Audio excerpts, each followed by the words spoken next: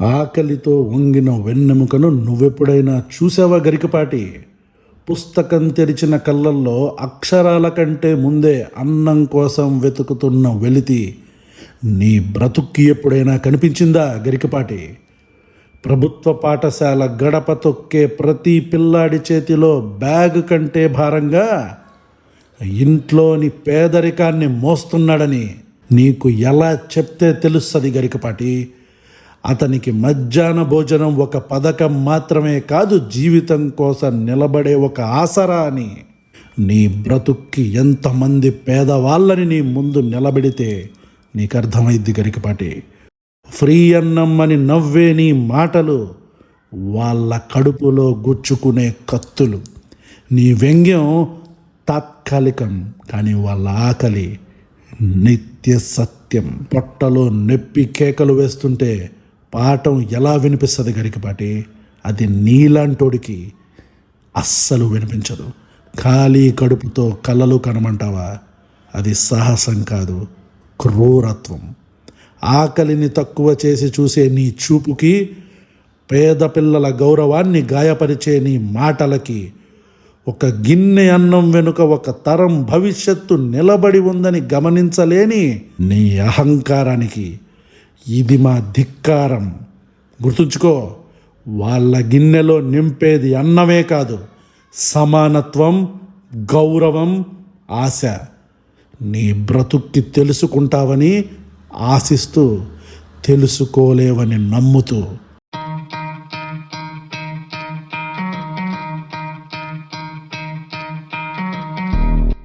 మనుషులు బ్రతకటం కోసం చాలా పనులు చేస్తూ ఉంటారు. ఫర్ ఎగ్జాంపుల్, శ్రామికులు ఉంటారు, అంటే కష్టపడేవాళ్ళు. కొంతమంది వాళ్ళ యొక్క ఫిజికల్ ఎబిలిటీని నమ్ముకుంటారు. అంటే పొద్దున్న నుంచి సాయంత్రం దాకా మొత్తం ఫిజికల్. ఇప్పుడు బిల్డింగ్ వర్కర్స్, బిల్డింగ్ కన్స్ట్రక్షన్స్లో, వీళ్ళ ఈ ప్రాంతాల్లో, ఆ ఏరియాస్లో, కన్స్ట్రక్షన్ డొమైన్లో తాపి పని చేసేవాళ్ళు కావచ్చు, కూలి పనులు చేసేవాళ్ళు కావచ్చు, వీళ్ళందరూ వాళ్ళ యొక్క ఫిజికల్ శ్రమను నమ్ముకుంటారు. కొంతమంది వాళ్ళ యొక్క ఇంటెలిజెన్స్ని నమ్ముకుంటారు. అంటే ఇప్పుడు ఐటీ, సాఫ్ట్వేర్, వాళ్ళది ఫిజికల్ స్ట్రెస్ అయితే వీళ్ళది వాళ్ళ బ్రెయిన్కి బాగా పొదును చెప్పుకొని వాళ్ళు వాళ్ళ లైఫ్ని లీడ్ చేస్తూ ఉంటారు.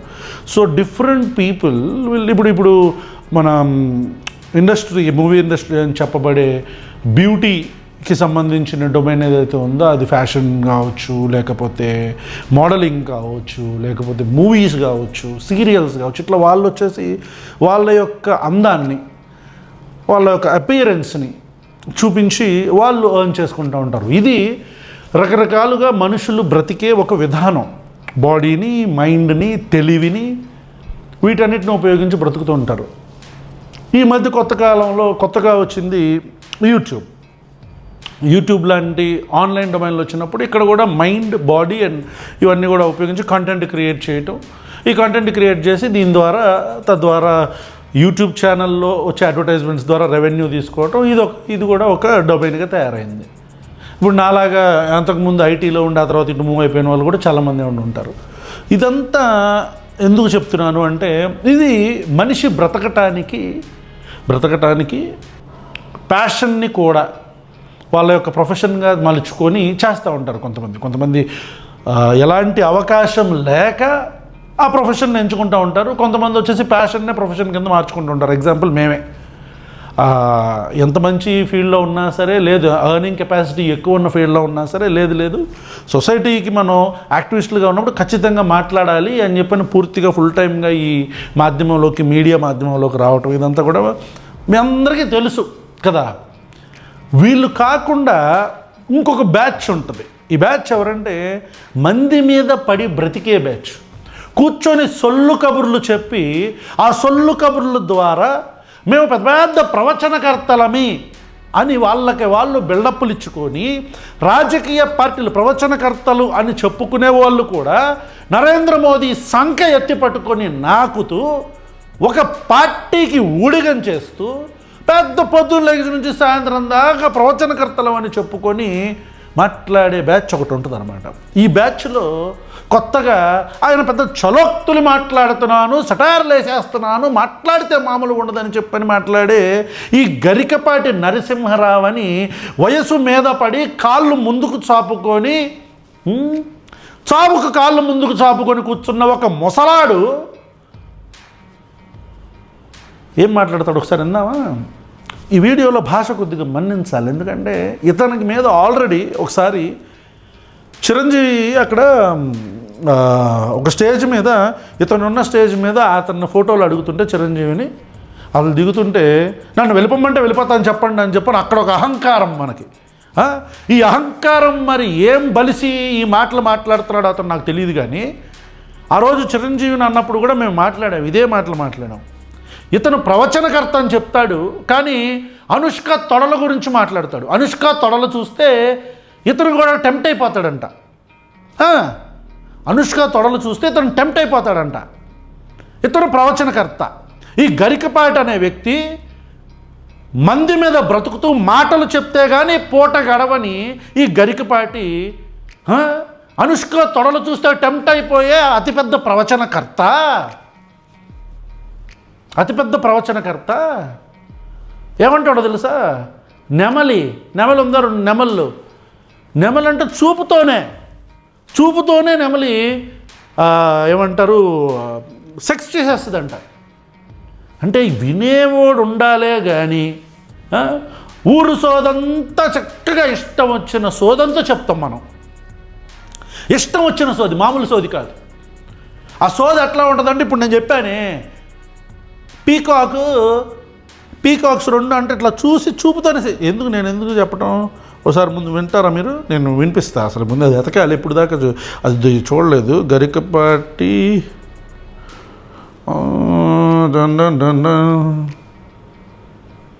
ఓకే, ఇదిగోండి, ఇది చూడండి. ఆడనెమలి మగనెమలి కలవకుండానే సంతానాన్ని కంటాయి. అది మగనెమలి నాట్యం చేస్తూ ఉంటే ఆడనెమలి పరవశించిపోయి ఆ దగ్గరకు వచ్చి ఆ కళ్ళ నుంచి ఓ ద్రవం స్రవిస్తూ ఉంటుంది. మగనెమలి దగ్గరకు వచ్చి అలా ఆగ్రానిస్తుంది, గర్భం ధరిస్తుంది. ఏమనాలా? ప్రవచనకర్త అంట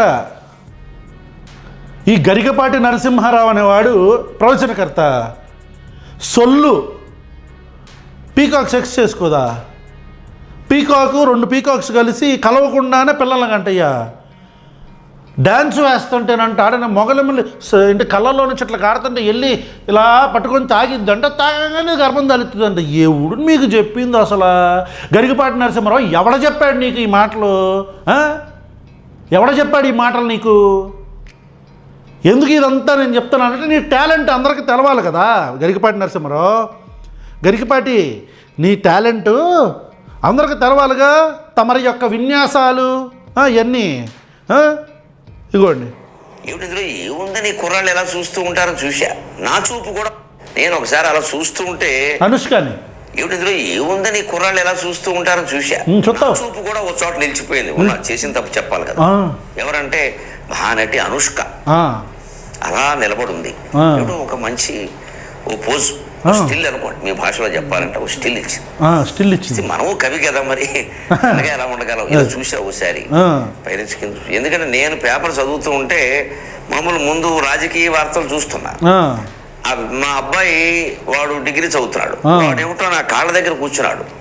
నేను అనుకున్నాను స్నానం చేసి వచ్చి నా కాళ్ళకి దండం పెడుతున్నాడేమో అనుకుని ఆశీర్వదిద్దాం అనుకున్నాను. లేదు, అక్కడ అనుష్క బొమ్మ ఉంది వెనకాల, చిత్రజ్యోతి. వాడు ధోరణిలో వాడున్నాడు, నా ధోరణిలో నేనున్నాను. దానికే ఉంది. ఇప్పుడు ఎవడు కావాల్సిన వాడు చూసుకున్నాడు కదా. చూసాక ఏమిటంటే టక్కమల్లి ఏం లేదని వెళ్ళిపోయాడు. చూసా వాడిని పంపాను, కానీ మరి మన దృష్టి తిననైంది కాదుగా. చూసేసరికి వీడు ఈ అమ్మాయిని చూసేటంటే తప్పేం లేదు, మరి నన్ను ఆకర్షిస్తూ ఉంటే వాడిని ఆకర్షించదా? కానీ గమనించండి, ఒక కవిని ఆకర్షిస్తే వెంటనే పద్యం వస్తుంది. నిజంగా అనుష్క ఒక మంచి అందమైన అర్ధనగ్న స్థితి అనుకోండి సుమారుగాను. ఆ స్థితిలో ఉంటే మనకే అనిపించింది సరదాగా, నీదు చూపు కదలనీదు మన బతుక్కు మళ్ళీ పాటలు కూడా మనసు కదలనీదు చూపు వదలనీదు మనసు అంగమంగమందు అతుకుకొనియే. దీని దుంపదగా చూపు ఎక్కడ పడితే అక్కడే అతుక్కుపోతుంది, కిందికి రావట్లేదు, పైకి రావట్లేదు. అన్ని అవయవాలు అలాగే ఉన్నాయి. మరి వాడు చూసేటంటే తప్పే ఉంది, మనకే లాగేస్తుంటేను. మనకే లాగేస్తుంది. కదలనీదు చూపు వదలనీదు మనసు అంగమంగమందు అతుకుకొనియే. విన్నారా? వెనకంట అనుష్కని చూస్తే అనుష్క నడుము చూస్తే అనుష్కని చూస్తే లాగేస్తుందంట. ఏమి లాగేస్తుంది? మన వయసుకి లాగటాలు ఏమైనా ఉందా? అసలు లాగిద్దా మన వయసుకి? నరాలు లాగటం తప్ప ఏమైనా లాగుతాయా మనకి? ఏం గరికిపాటి, నీ వయసుకి నరాలు లాగటం తప్ప ఇంక వేరే ఏమైనా లాగుతాయా? లాగేస్తుందా? అనుష్కని చూస్తే ఏం లాగేస్తుంది? నువ్వు ప్రవచనకర్తవి, నీ ఎదురు కూర్చునే వాళ్ళందరూ వాళ్ళ గొర్రెలు, ఆ గొర్రెలందరూ అబ్బాయి ఏం చెప్తున్నారు గురువు గారు, ఇదే చెప్పేది నువ్వు, ఇదే. నెమలి కళ్ళల్లో నుంచి ఒక ద్రావం స్రవిస్తే ఆ స్రవించిందంటే మింగెత్తదంటే, మింగేసిన తర్వాత నెమలి ఏమైంది అయిపోద్దంట. ఇది నీ టాలెంట్. ఈ టాలెంట్ కల్లా ప్రవచనకర్త పొద్దున్న లెగిస్తే నరేంద్ర మోదీ భజన చేస్తూ ఉంటాడు రాజకీయంగా. నీకు రాజకీయాలతో సంబంధం ఏంటి? ఎందుకు మాట్లాడుతున్నానంటే ఈ మాట, ప్రవచనకర్త అనేవాడు ప్రవచనాలు చెప్పాలి కానీ బుక్కపకీరు మాటలు బుక్కపకీరు అనకూడదని చెప్పి చాలా ఈ మాటలు ఏంటంటున్నా. ఇప్పుడు మీ అందరికీ తెలిసిన విషయమే, చాలామంది కామెంట్స్లో కూడా పెట్టారు, అన్న దీని గురించి మాట్లాడండి అని. ఏంటి? సంక్షేమ పథకాల గురించి కాసేపు పక్కన పెడితే, జనరల్గా ఒక భారతదేశం లాంటి ఒక largest populated country, dense country, ఇలాంటి ఒక దేశంలో ఉన్నప్పుడు యాజ్ ఎ డెమోక్రటిక్ స్టేట్ మనందరికీ కూడా బేసిక్ రైట్స్ కొన్ని ఉంటాయి, కొన్ని హక్కులు ఉంటాయి. విద్య, వైద్యం, ఈ రెండు బేసిక్ హక్కులు మనకి. మనిషికి ఆరోగ్యం ఎంత ముఖ్యమో మనిషికి విద్య కూడా అంతే ముఖ్యం. ఎందుకంటే మన కంట్రీలో దాదాపు 80% మందికి 70%, 82-80% మందికి దాదాపు సంతకం పెడతాం చేత కాదు. సంతకం ఈ రోజుకి సంతకం పెడతాం తెలీదు. అలాంటి ఒక ఇల్లిటరేట్ సిస్టంలో ఉన్న మనకి డెవలప్డ్ కంట్రీస్ నుంచి ఇంబైబ్ చేసుకున్న కొన్ని హక్కుల్లో భాగంగా మనకి కూడా, మన భారతదేశంలో కూడా ప్రతి మనిషికి ఒక హక్కు ఉంది, విద్య. అది ఉచితంగా ఇచ్చే బాధ్యత ప్రభుత్వానిది. అందుకే ప్రభుత్వ పాఠశాలలో ఉచిత వైద్యం హక్కు, అందుకే ప్రభుత్వ ఆసుపత్రులు. ఈ రెండు బేసిక్ నెసెసిటీస్ కంటే కూడా అవి హక్కులు. ప్రతి ఒక్కళ్ళు ఈ భారతదేశంలో ఎంతమంది డబ్బున్న వాళ్ళు, లక్షలు, ఎంతమంది పిల్లలు పోనీ ఎన్ని కుటుంబాలు ఈ భారతదేశంలో 3 పూట్ల ప్రశాంతంగా తింటున్నారు? ప్రశాంతం పక్కన పెట్టిన 3 పూట్ల తింటున్నారు. అసలు ఈ భారతదేశంలో 3 పూట్ల తినే కుటుంబాలు ఎన్ని? ఎప్పుడైనా స్టాటిస్టిక్స్ చూసామా? ఈ భారతదేశంలో రోజుకి పౌష్టికాహార లోపంతో చనిపోయే పిల్లలు రోజుకి ఎంతమందో తెలుసా మీకు? I'll give you the stats today. ఈ భారతదేశంలో పౌష్టికాహారం లేక ఎంతమంది చనిపోతున్నారో తెలుసా? అంటే కొంతమందికి తిండి యొక్క విలువ తెలియదు. చాలామందికి పేదవాళ్ళకి తిండి ఎంత ఇంపార్టెంటో చాలామందికి తెలియదు. ఎస్పెషల్లీ డేటా చూడండి, about 5 lakh children die who are under 5. 5 సంవత్సరాల కంటే చిన్న పిల్లలు 5 లక్షల మంది die each year due to or linked with malnutrition. Malnutrition contributes to 68-70% of child deaths in India. ఈ భారతదేశంలో దాదాపు ఎవ్రీ ఇయర్ ఇది బిగ్గర్ పిక్చర్. రఫ్ రియాలిటీ ఏంటంటే, ఈ రఫ్ రియాలిటీ, భారతదేశంలో రోజుకి 4500 మంది పిల్లలు, 5 సంవత్సరాల కంటే లోపు పిల్లలు, నేను చెప్తుంది మళ్ళీ పై పిల్లలు కాదు, ఒకవేళ ఒక నెంబర్ పైకి వెళ్ళొచ్చేమో కానీ as of now per day దాదాపు 4500 మంది పిల్లలు మాల్ న్యూట్రిషన్తో చనిపోతున్నారు.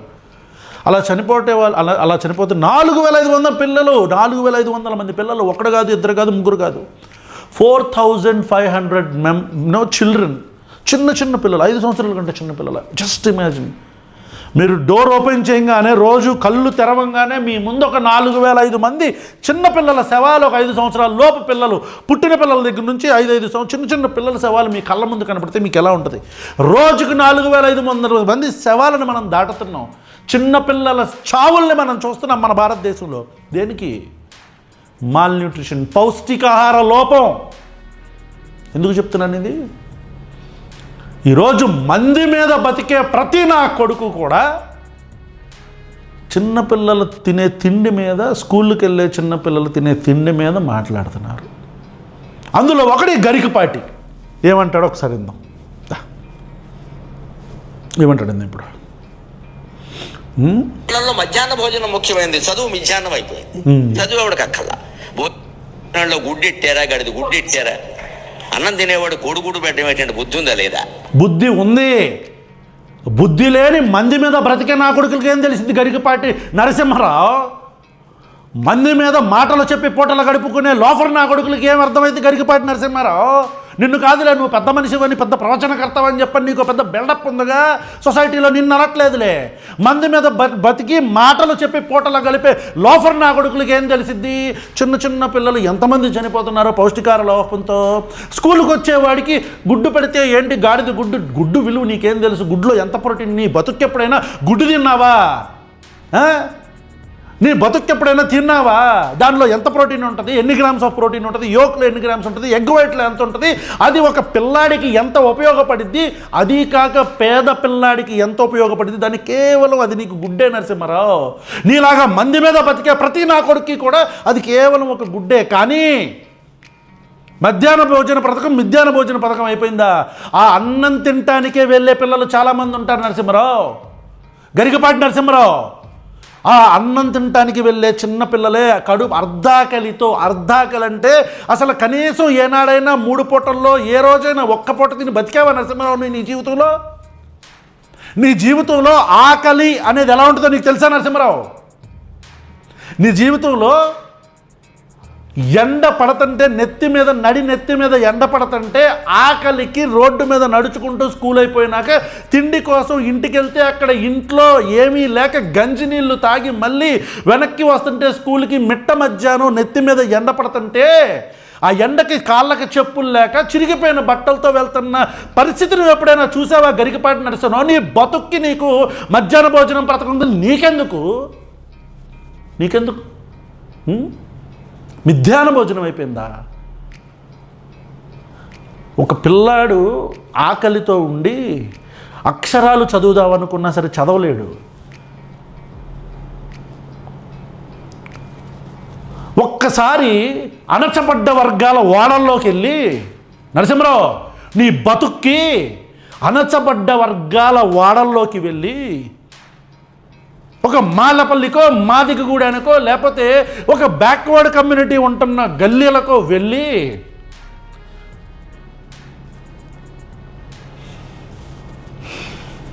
అక్కడ చూడు. రోజుకి 3 పూటలు నోట్లోకి వెళ్ళని బతుకులు ఇంకా ఎన్నున్నాయో తెలిసిద్ది. పట్టు పంచ కట్టుకొని కాళ్ళు 2 ముందుకు చాపి మిగతా బంతులన్నీ పక్కకి విసిరేసి సొల్లు కబుర్లు చెప్పమంటే ప్రతి ఒక్క పులిహార నా కొడుకు చెప్తాడు గరికపాటి నరసింహారావు. ప్రతి ఒక్క పులిహార నా కొడుకు చెప్తాడు.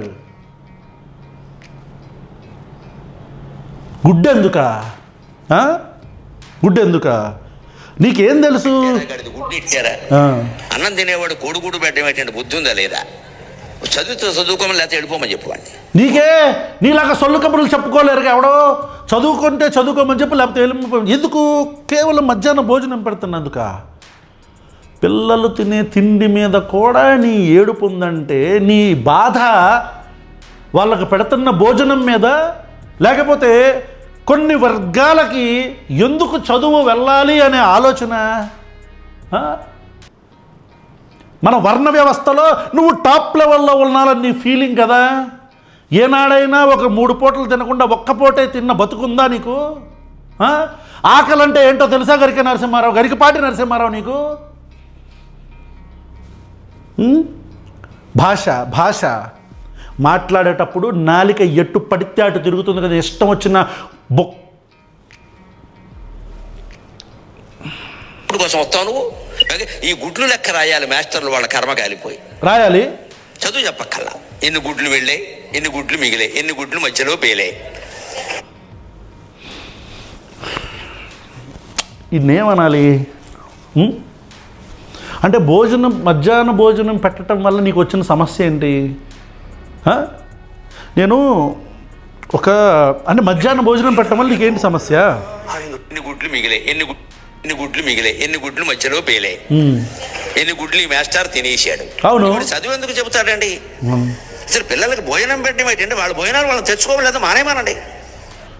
అది వాళ్ళ భోజనాలు వాళ్ళు తెచ్చుకోమనాలి, లేకపోతే మానేయమనాలా? మానేయమంటావేంటి? నువ్వెవడో చెప్పడానికి? అసలు నువ్వెవడో అడిగి పడి నరసింహారావు చెప్పడానికి?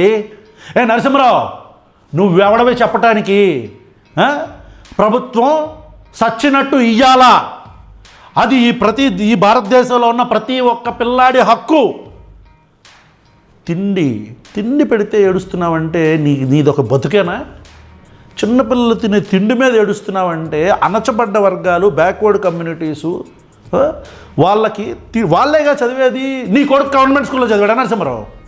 నీ కొడుకు గవర్నమెంట్ స్కూల్లో చదివాడా? మనం ఎందుకు చదువుతాం? మనం నరేంద్ర మోదీ సంఖ ఎత్తి పట్టుకొని వితౌట్ షుగర్ నాకి మనం పురస్కారాలు తీసుకుంటాం కదా. మనకేం తెలుస్తుంది ఆ బాధ? మనం కారులో తిరుగుతాంగా, మనకేం తెలుసు? మనం పెద్ద బిల్డింగ్లో ఉంటాం, మనకేం తెలుస్తుంది బాధ? ఆకలనే బాధ నీకు తెలిస్తే నరసింహారావు, అప్పుడు ఈ లోఫర్ మాటలు బయటికి వచ్చేవి కాదని నిన్నటి నుంచి నిన్ను తిడుతున్నారు. నేనే కొద్దిగా లేటుగా చేశా వీడియో. అంటే పిల్లలకు భోజనం పెట్టి పుస్తకాలు ఇచ్చి యూనిఫార్మ్ ఇచ్చి ఇన్ని ఇస్తే వాడు చదువుతాడా? శోభనం పెళ్లి కొడుకులో మంచం ఎక్కువ కూర్చుంటాడు. అంటే వీళ్ళ స్థాయి ఈ గరికపాటి నరసింహారావు ఇలాంటి అంటే సొల్లు కబుర్లు చెప్పి ప్రజలకి రోజు ముప్పొద్దుల పొద్దున మధ్యాహ్నం సాయంత్రం పడుకుండేటప్పుడు కూడా పంది తిన్నట్టు తిని ఏది ఎవరి గురించి అయితే మాట్లాడు వాళ్ళందరూ రోజు కొనుక్కునే బట్టలు, రోజు ఖర్చు పెట్టే డబ్బులలో నుంచి పైసా ట్యాక్సులు వసూలు చేసి, అలాంటి వసూలు చేసిన ట్యాక్సులతో మనలాంటి వాళ్ళు ఎవరైతే మనం భజన చేస్తున్న మోదీ లాంటి వాళ్ళని నెత్తినెక్కించుకుంటున్నారో వాళ్ళ చేతుల్లో పురస్కారాలు తీసుకుని మళ్ళీ వీళ్ళనే పెడతాం మనం. శోభనం పెళ్లి కొడుకులా ఎక్కడ పెట్టి నీ బతుకు ఎప్పుడైనా అదే నేను చెప్పట్లా. ఆకలి అనేది నీకు తెలిస్తావదు నరసింహారావు, నీకు ఆకలి అంటే ఏంటో తెలీదు. ఆకలితో ఉండి మిట్ట మధ్యాహ్నం చెప్పులు లేకుండా నిన్ను నడిపిస్తే మొత్తం ఆ బోడిగుండంతా మాడిపోద్ది. మిట్ట మధ్యాహ్నం 12 గంటలకి చెప్పులు లేకుండా నీకు పొద్దున్న నుంచి ఏం పెట్టకపోతే షుగర్ వచ్చి కళ్ళు తిరిగి కింద పడిపోతావు.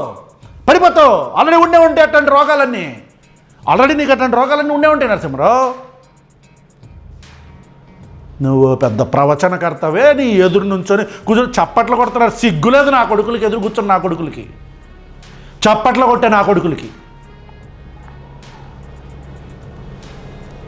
ఎందుకు చదువుతాడు వాడు? విద్యార్థికి ఎన్ని సౌకర్యాలా అవసరమా? అది సౌకర్యం కాదు నరసింహారావు, అది సౌకర్యం కాదు, అది హక్కు. అది ప్రతి ఒక్క పేద పిల్లవాడి హక్కు. ప్రభుత్వం ఇయ్యాలా, అది హక్కు. నీలాగా మంది మీద బతికే కొడుకులకి ఎవరికి తెలిసింది? నువ్వంటే పెద్ద మనిషిలే, నిన్ను అనలే కానీ నువ్వు పెద్ద మనిషివి ఏంటి? చాలా చిన్న మనిషివి గరికపాటి నరసింహారావు, నువ్వు చాలా చిన్న మనిషివి. అనుష్క తొడలు చూస్తే ఏం చలించిపోతాడంటే కుర్రాళ్ళు ఎందుకు చలించరు? సిగ్గుందా అట్లాంటి మాటలు మాట్లాడటానికి? మన జ్ఞానం అన్న ఏడిస్తొచ్చిందా అంటే నెమల కంట్లో నుంచి వచ్చే ద్రావాన్ని తాగేసి ఇదే చేస్తాంట. చదువు రావట్లేదు ఎవరికి, భోజనాలే వస్తున్నాయి. అందులో బల్లి పడింది, పిల్లి పడింది, పడదా? ఎందుకు పడింది? ఆ వండి పెట్టే వాళ్ళకి డబ్బులు ఉండవు. ఎక్కడి నుంచి ఇస్తారు? ఎంతమందికి ఇస్తారమ్మా? దార పోస్తారు ప్రభుత్వం వాళ్ళు. ఎక్కడి నుంచి ఉన్నాయి డబ్బులు? ఇక్కడ డబ్బులు లేవులే. స్టాచ్యూలు కడతానికి డబ్బులు ఉన్నాయి ప్రభుత్వాల దగ్గర.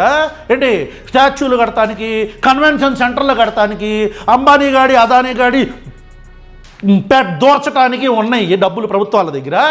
పిల్లలకి, పేద పిల్లలకి భోజనం, ఓ పూట భోజనం పెడితే డబ్బులు లేవు ప్రభుత్వాల దగ్గర. అక్కడ ఉన్న డబ్బులు నువ్వు నీ డబ్బులు ఏమన్నా ఇస్తున్నావు నీ జేబులో నుంచి?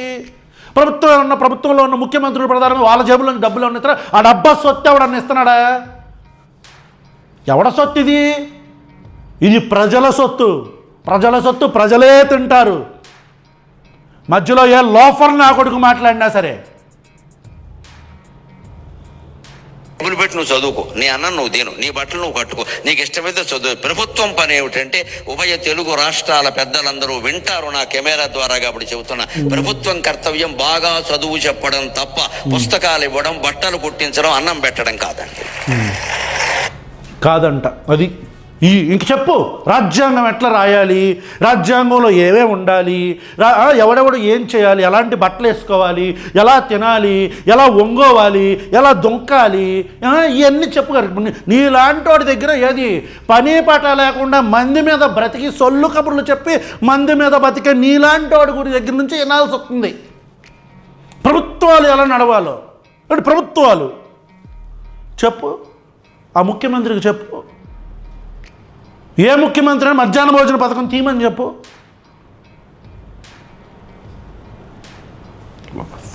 తప్ప పుస్తకాలు ఇవ్వడం, బట్టలు కుట్టించడం, అన్నం పెట్టడం కాదండి. ఆ చప్పట్లు కొడుతున్న సన్నాసి నా కొడుకుల్ని కొట్టాలి ముందు ఒక్కొక్కడిని. మా అన్న అంటాడు 2 టైర్ ముక్కలు కోసి మనుషులు పెట్టి కొట్టియాలని.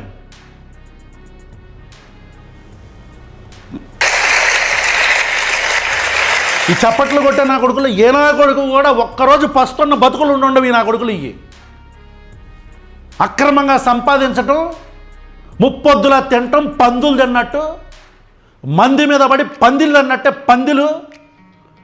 క్షమించాలి పాపం పందులు, పందులను ఎందుకు పాపం అంటాం, మనం యానిమల్స్ని ఎందుకు అంటాం? అవి చాలా ఉత్తమంగా పాపం అవి బతుకుతాయి. యానిమల్స్ని ఎందుకు అనాలి అసలు? I'm taking back my word. పందులు తిన్నట్టేంటి? పానికి మళ్ళీ కోడకల్లారా అని తిట్టాలని ఉంది, కానీ తిట్టలేను. ఏం చేస్తాం? మేము ఖచ్చితంగా చదువు చెప్పిస్తాం, నీ జీవితానికి బాధ్యత వహిస్తాం. నీకు నమ్మకం ఉంటేరా, లేకపోతే వెళ్ళిపో. ఈ మాట అనే దమ్ము లేదు ఎవరికి. ఎందుకంటే అందరికీ మళ్ళీ ఎన్నికలు రావాలి, మళ్ళీ మనవ రావాలనే దరిద్రం వదిలిపోతే ఇవన్నీ ఉంటాయి. మళ్ళీ నువ్వే ఎందుకు రావాలి? ఇంకొకడు వస్తాడు, నీకు అనవసరం. అది ఇట్లా ఇప్పుడు ఈ మాటలు విని ఏంటి, ఈ గరికపాటి నరసింహారావు అనేవాడు మాటలు విని ప్రభుత్వాలు పనిచేయాలంట. అదబ్బాయి, ప్రభుత్వాలు గరికపాటి నరసింహారావు చెప్పినట్టు వినాలన్నమాట. ఇప్పుడు విన్నారా? ప్రభుత్వాలు గరికపాటి నరసింహారావు చెప్పినట్టు వినాలంట. విందామా? గరికపాటి నరసింహారావు చెప్పినట్టు మనం విందాం. ఏమంటారు? ఇప్పుడు చూడండి, ఇదేదో వీడియో, ఇది వద్దులే పాపం ఎడుతారు.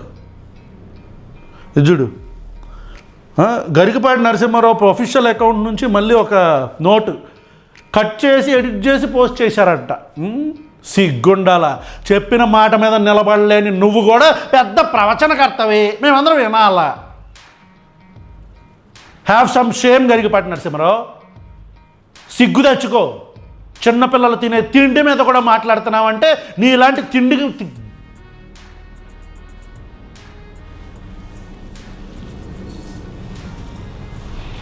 కాబట్టి మనసబడ్డ వర్గాలు, బ్యాక్వర్డ్ కమ్యూనిటీసు అని చెప్పుకోబడే కులాల నుంచో ప్రాంతాల నుంచో ఎకనామికల్లీ వీక్గా ఉన్న కమ్యూనిటీస్ నుంచో పిల్లలు ఖచ్చితంగా చదువు అనేది హక్కు. కాబట్టి ఆ హక్కు సాధించుకునే క్రమంలో ఆరోగ్యంగా ఉండాలి. కాబట్టి ఆరోగ్యంగా లేకుండా చనిపోతున్న పిల్లలే మన భారతదేశంలో రోజుకి 4,000 నుంచి 5,000 మంది. కాబట్టి పిల్లలకి ఖచ్చితంగా తిండి పెట్టే బాధ్యత ప్రభుత్వానిది. ప్రభుత్వాలు ఉన్నాయి ప్రజల కోసమే.